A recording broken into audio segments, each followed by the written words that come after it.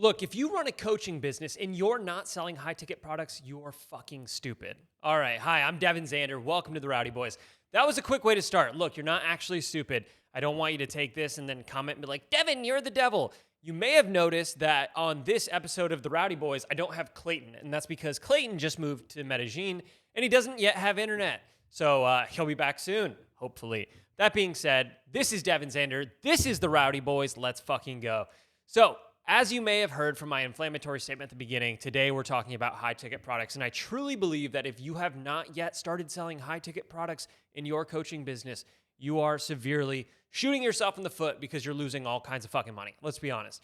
This is the easiest way to make money. I fought it for years because I was lazy. I was like, dude, I don't want to build a sales team. But you know what I realized is that once you build a sales team, it's actually less work to do sales calls and sell high-ticket products than it is to come up with a new fucking funnel every 20 minutes, all right? Obviously, it's not every 20 minutes. I'm exaggerating a bit. My point is much easier. Now, let me tell you, I just had a huge epiphany, okay? So, a couple weeks ago, we did an affiliate promo with a partner. Really good, enjoyed it. But we had another affiliate promo the month before, and I just haven't really been happy with the results. So I started looking into our business and like seeing what's working. And I was like, okay, last month was a really good month. We did over $200,000 in revenue. You know, it's not amazing. I know a lot of people do more than that, but it's pretty good. And the profit margins are pretty high. So I'm happy about that. That being said, I start like dialing in and I'm looking at it. That's $200,000, you know, plus cash collected. And I'm like, okay, well, what about like new billing? What's our biggest source of new billing? All right. I take a look, I log into Wicked Reports, and I see that over $100,000, probably around $110,000 new billing, cash collected from our high ticket product. High ticket product to me, by the way, is like a $5,000, $6,000 coaching program. Obviously, you can get into the super high ticket, which is 20 grand plus, which is where I'm headed.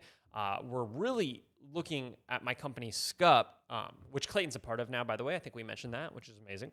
At that company, we're really looking towards getting away from low ticket products. I think it's so much easier to serve less people at a much higher price point. The economics on it is just insane because you don't have to worry about selling tons of fucking units. Anyways, let's go back to what I was saying. I'm looking at the results from last month. Okay, so $100,000 plus in new cash collected from sales calls, okay? And that right there was with almost zero work done, okay? I didn't have to make a new funnel. I just used a funnel that I created 2 years ago. Didn't have to write a bunch of emails. Didn't have to write a bunch of ads. Didn't have to brainstorm angles. Didn't have to do any of that. Just sent a couple emails. Hey, go book a call with our team. It was honestly like probably the thing that we worked on the least last month, and it generated the most revenue percentage-wise for our business. And then I was like, okay, well, let me take a look deeper. $100,000 cash collected. How does that pan out? And really what it is it's over $200,000 in sales once we factor in the split payments plus recurring fees afterwards. But even if we don't count the recurring fees afterwards, just from the 3 pays that we offer that for our high ticket programs, we self-finance it. So that means we allow people to do split pays, right? Just from the 3 pays alone, we'll be collecting over $200,000 in revenue. So if we really think about it, last month, gross was a more than $300,000 month. And once you account for our lower ticket program, the split pays on that, it's even higher. But my point is that over $200,000 in gross revenue, 50% of it cash collected first month, okay, for something that required almost zero work on our end. Obviously, I don't want to like shit on our sales reps and say they didn't do any work. It's really good, and they did a great job. But for me, as a marketer on the marketing team, I mean, we were really lazy about it, and we plan on improving so we can get a much more qualified leads in and stuff like that. Our current close rate is about 25 to 30%, depending on the month, right? If we average it, I guess we could say 27%. But I then started thinking about the affiliate promo we ran, right? So $100,000 cash collected.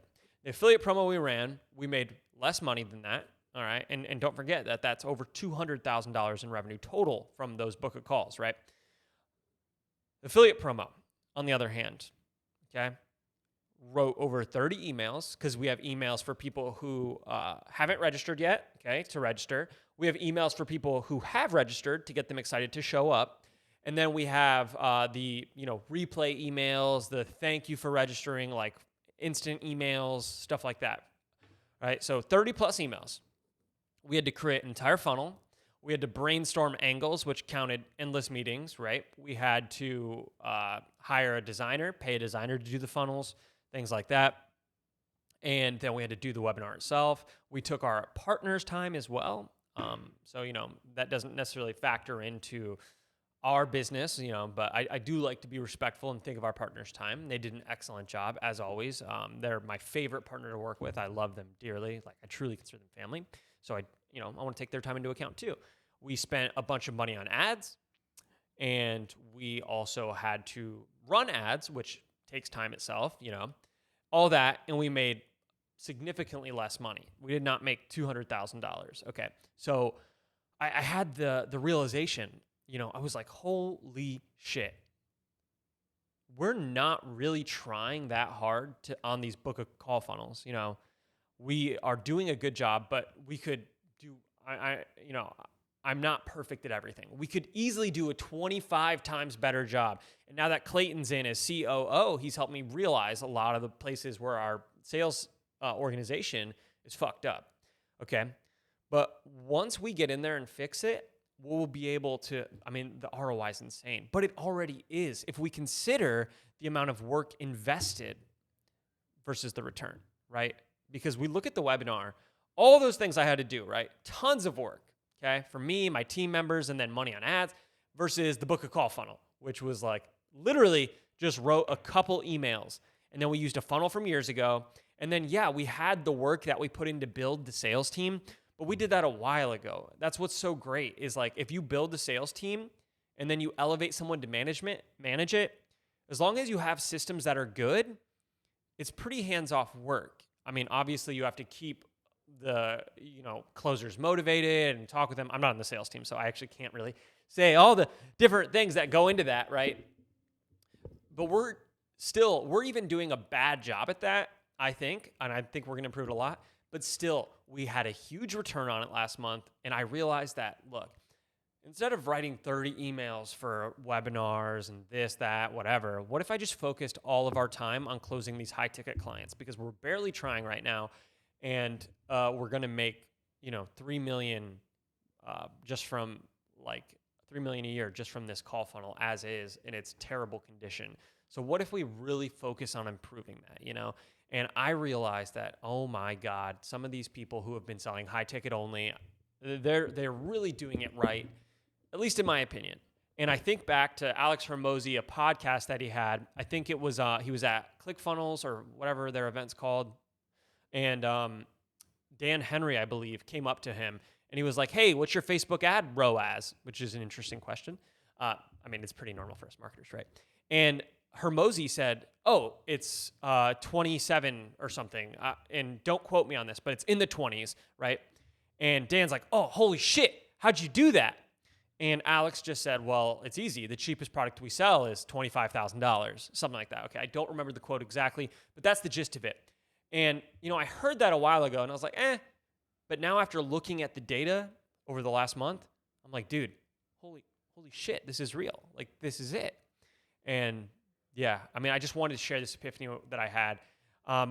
Obviously, there's a caveat here. Like, I do think that maybe if you're going to get really granular about it, it's not best to sell just high-ticket products. Obviously, you want to try to maximize your customer lifetime value every way you can. Not every single person is going to buy high-ticket coaching, but I haven't quite figured out how to address that yet because to me, I really want to go all in on high-ticket so I could really give these people the time and get a huge return on my investment, which is, the time that I give them and the work that we put in to get those clients in and stuff. And it's just so much easier to get an ROI because I have found that it is the same amount of work to sell a $900 product as it is to sell a $6,000 product. So if it's the same amount of work, why wouldn't I just focus on selling just $6,000 products and do that. So yeah, interesting thought.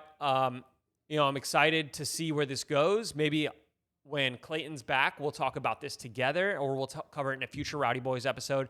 But this is what's on my mind. I just wanted to come on and share it with you guys this week. Thank you for being so fucking rowdy. Where's Clayton? I don't have him here to say, this is the typically, you know, where I say, if you haven't yet liked, commented, and subscribed. And Clayton says, what are you doing? But he wants to get rid of that anyways, so we probably won't say that anymore. But guys, don't forget to like, comment, and subscribe if you're watching on YouTube. All right, if you're listening on Apple Podcasts, just subscribe as well as leave a 5-star review. 5 stars, okay? This is me not grabbing a boob. It's definitely me saying, leave us a 5-star review. If you're on Spotify, you know the drill. 5-star review and subscribe. And if you're listening somewhere else, just subscribe so you can get more rowdy-ass fire content. See how we've made tens of millions of dollars. Soon, we'll be closing in on over $100 million if you include Clayton and myself in revenue from online marketing. And that's from our businesses, not from like clients' businesses or things like that. We don't do agency work. So all that being said, guys, like, comment, subscribe. I'll see you next week on the Rowdy Boys. Peace out, guys.